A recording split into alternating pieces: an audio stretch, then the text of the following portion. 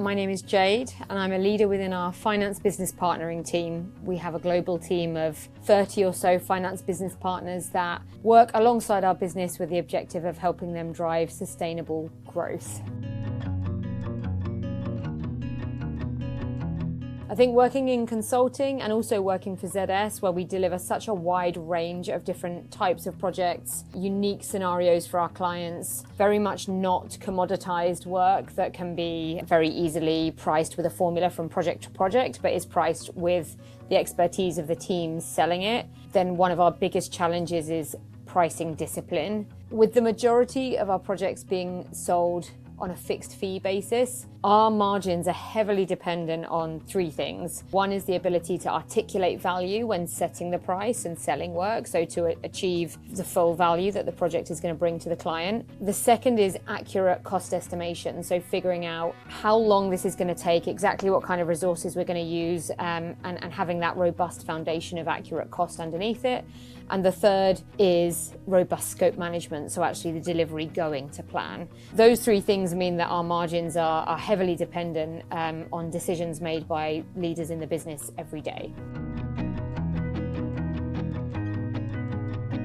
I think the main thing is it's going to help us take a more data-led approach. I've been at ZS for a decade plus, and we've done many trainings on pricing and on cost estimation, and we've tried to build more acumen in that space. Myself and the team also work hand in hand with the business on trying to understand how and where things don't go to plan and what recommendations should be for the future. This is going to give us a really stable foundation on which to build and to build data-driven decisions, how we can use and compare the data of how things actually go versus plan and use that to inform what actions we should take in a current project, in pricing future projects. And there's other things we can do with that aggregated data. So one is going to help us be better finance business partners. But secondly, and sort of really central to our implementation, has been helping the business do their job more efficiently and effectively. In the past, our pricing is scattered across Excel files in different locations, shared with people, collaborated on. That makes for very inefficient processes. So we have business teams inputting the same information multiple times in multiple different systems. The integrations that we're building are going to help PAMs run seamlessly from our CRM system through to costing and pricing, pushing information from there directly to our staffing and resourcing system, and then also setting up projects in SAP, so one flow of information across multiple systems.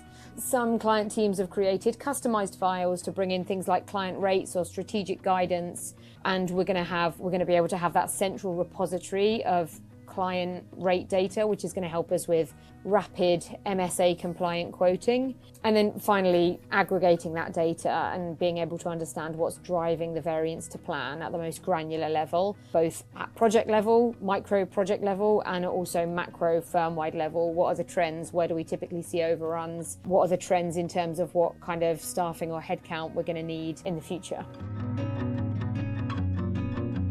We're very excited to have one solid platform that we can build on. At the moment, our templates are fairly simplistic because the nature of the work that we do at ZS means that the projects are highly variable. We find the right people, the right team to solve the problems that our clients are having. And like I say, we work very end to end. So that solution will look different for most clients. But over time, we should be able to use the data about how we're pricing and how things are actually going versus plan for different types of projects, and build in more templates for particular types of work which are maybe more repeatable. So I think that will be helpful. Also, the ability to clone projects where a particular manager is working in the same space selling similar types of projects, just being able to clone the previous project, price it at the latest rates at the click of a button will be much more efficient than the way they're doing it today and copying from one Excel spreadsheet to another.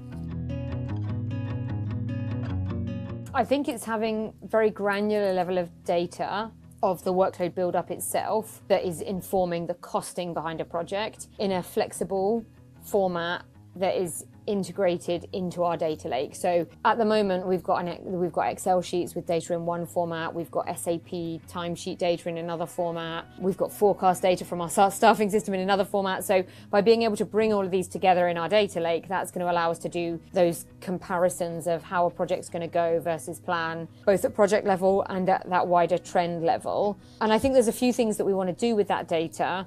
We can use those trends to inform more predictive revenue recognition, which will result in more accurate management accounts and faster, more incisive finance partnership to improve profitability outcomes. So being able to be more predictive and to be able to intervene quicker, in a quicker and more effective way when things are not going to plan.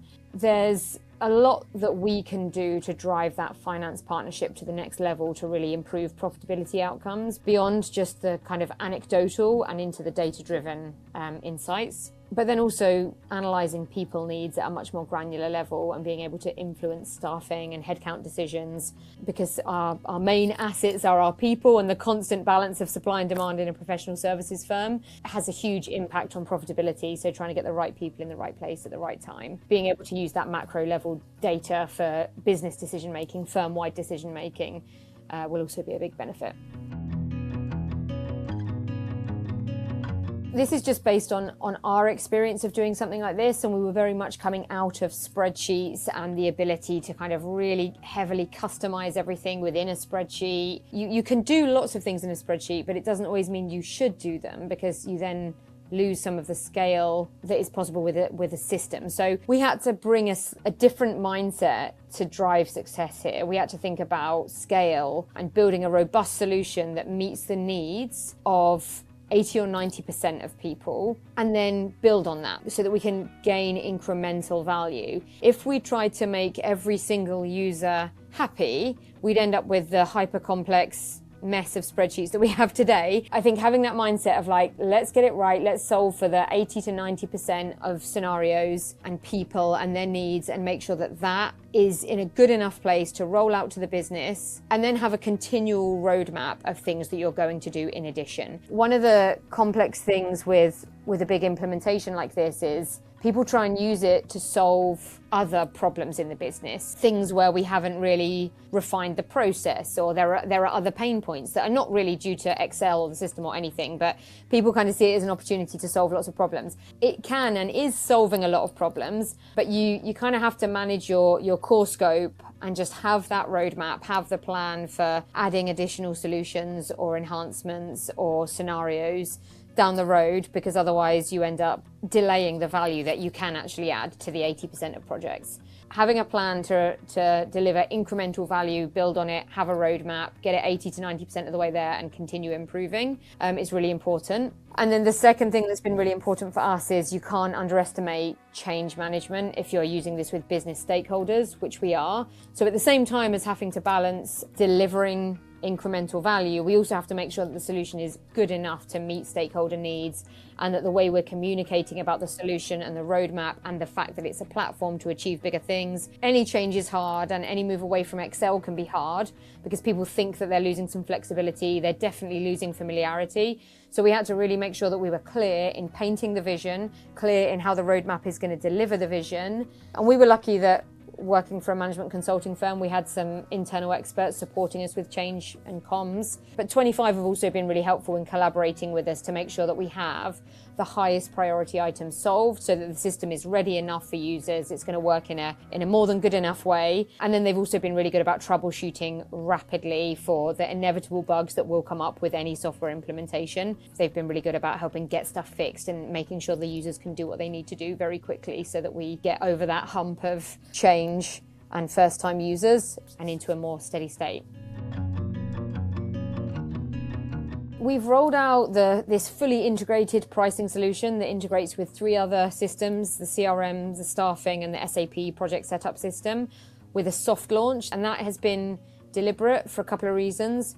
One, we just wanted to be able to derive learnings, fix any of the inevitable small issues that come up in a production environment, and adjust the product and the roadmap and the training and comms based on some of that early feedback. So we've had maybe 70 users in the system of the maybe 2,000, 3,000 odd users that will use it overall. Q1 of next year, we will get everybody else on board. So the remaining couple of thousand people on board will work with a much more push approach to the change management and making sure that everybody is in it before we sunset the old ways of working. So that'll be a critical phase with lots of hands-on hypercare and making sure everything's working fine and that users are getting their questions answered. But as well as that, we're going to be looking at the 2026 roadmap, so we're really excited about some of the user experience enhancements, bringing additional project types into the system, bringing in the final pieces that will let us remove an old SAP portal from part of the project setup experience for business users. So basically further rationalizing and harmonizing things so that the experience across all types of projects is smoother for our users. Those things will be keeping us really busy in sort of Q1 and Q2. And then as we get into Q2, Q3, we're really excited about harnessing the insights from the data to improve decision making at project level and at firm-wide level. 100%, yeah.